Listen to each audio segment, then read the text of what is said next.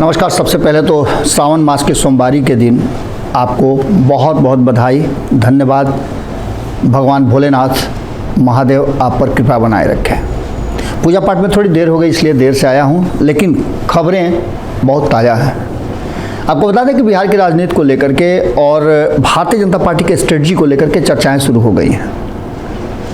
कई नेताओं से बातचीत के आधार पर जो बातें निकल करके सामने आ रही हैं वो तो हम आपको बता ही रहे हैं, लेकिन उसके अलावे नीतीश कुमार के जो पुराने साथी हैं, जिस तरह से उनके पास नीतीश कुमार के बहुत सारे राज होंगे, हालांकि नीतीश कुमार के पास भी होंगे, लेकिन नीतीश कुमार के लिए काम करने वाले लोग और नीतीश कुमार के इशारे पर काम करने वाले लोग निश्चित रूप से कुछ ज़्यादा ही जानकारी रखते होंगे। नीतीश कुमार के जो नवरत्न हैं उसमें से पहले एक रत्न हुआ करते थे आरसीपी सिंह। आरसीपी सिंह ने शुरुआत नीतीश कुमार के साथ की थी उनके ओएसडी यानी उनके अंदर काम करने वाले पदाधिकारी के रूप में। इतना ज़्यादा दोनों में तालमेल बैठ गया कि उन्होंने वीआरएस लेकर के नीतीश कुमार के साथ राजनीति की शुरुआत कर ली। कहा जाता था कि आरसीपी सिंह वो जानते हैं जो नीतीश भी नहीं जानते हैं, और पार्टी कैसे चल रही है नीतीश कुमार से बेहतर आरसीपी सिंह को पता है। ये सारी बातें होने के बाद आरसीपी सिंह जब पिछले साल नीतीश कुमार से अलग हुए, बहुत सारा माहौल बना, हम उसकी चर्चा नहीं करेंगे, लेकिन जब वो अलग हुए थे तो ये कहा जा रहा था कि नीतीश कुमार के सबसे ज़्यादा करीबियों में से एक आरसीपी सिंह अलग हुए हैं, तो निश्चित रूप से नीतीश कुमार के लिए वो बड़ा गड्ढा खोदेंगे जिसमें नीतीश कुमार का गिरना तय है। लेकिन इतने दिनों से कुदाल फरसा लेकर के भी वो ऐसा गड्ढा नहीं खोद पाए जिसमें नीतीश कुमार को गिराया जा सके। लेकिन अब जबकि वो भारतीय जनता पार्टी ज्वाइन कर लिए हैं, और भारतीय जनता पार्टी की स्ट्रेटजी आप जानते ही हैं, बाय हुक एंड क्रुक,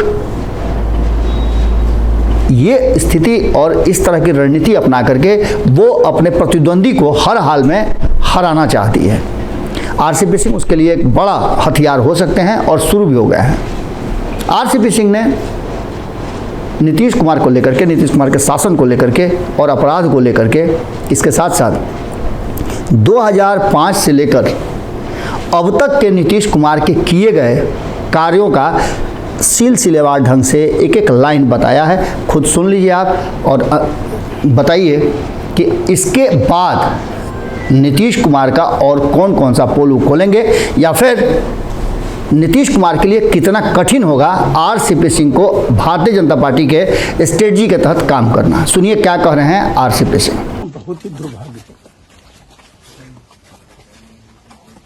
ये रमेश पटेल जी, जिनको मनोज पटेल के नाम से सब घर में भरते थे, ये बाकरगंज में इनकी दुकान थी, वहां अपना कारोबार करते थे, इलेक्ट्रॉनिक्स की दुकान थी। अब बताइए साहब, पटना शहर में दिन में 10 बजे वो लड़का जा रहा अपना माने दुकान पर घर से, और उसको गोली मार करके हत्या कर दी जाती है।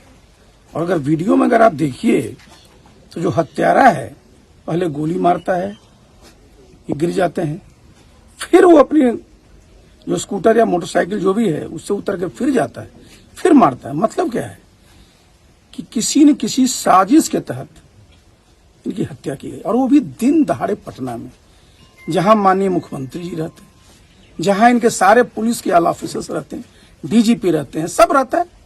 तो बिहार में क्या बचा है जी? पहले क्या था? 2005 से 2010 में से बिहार में कानून का राज था, अपराधी लोग कानून से डरते थे। और अब क्या हो गया है?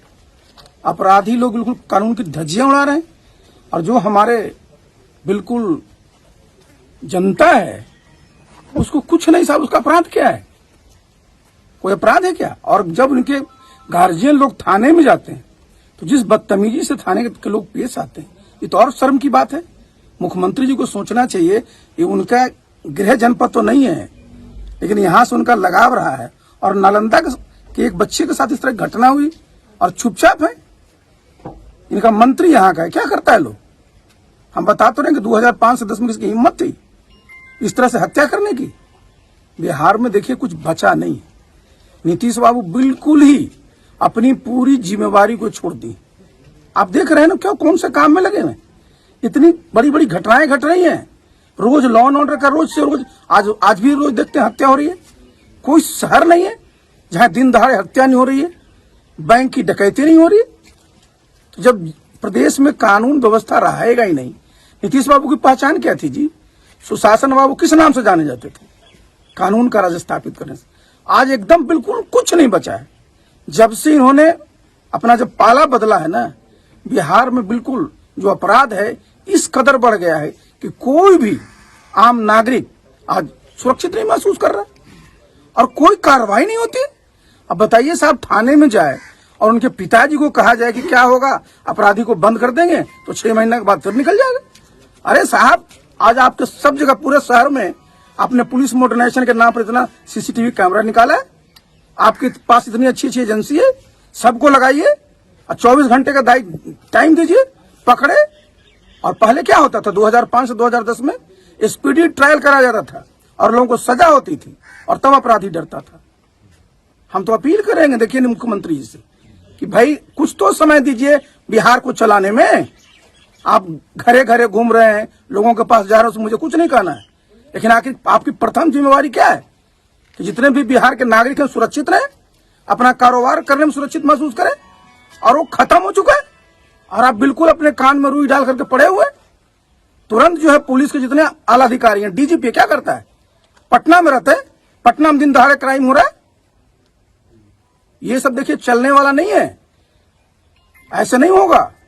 जिस प्रकार का जो क्राइम बढ़ रहा है, अपराधियों का जो हौसला बढ़ा हुआ है, उसको कुचलना पड़ेगा।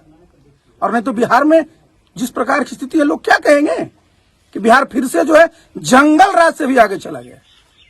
अब बताइए इस बच्चे का, इनका परिवार का क्या होगा? और मुख्यमंत्री जी कहते हैं रोजगार देंगे। क्या रोजगार देंगे? गांव से जाके वो पटना में रोजगार कर रहा था, अंत में मिला क्या उसको? हत्या कर दी गई बिना किसी भी अपराध के। अगर ये वीडियो पसंद आई और वह बिहार के राजनीति और बिहारियत से सरोकार रखेनी तो सब्सक्राइब बटन दबा के चैनल के सब्सक्राइब कर ली। ओजे एगो घंटी बा, ओकरा बटन दबा देला से कुल सटीक और मारक खबर रुआ मुफ्त में मिल जाई। अगर रुआ पत्रकारिता के हमनी के नया प्रयोग में सहयोग कर चाहतानी तो ज्वाइन बटन दबा दी। पेटीएम नंबर नोट कर ली 9386816700। धन्यवाद।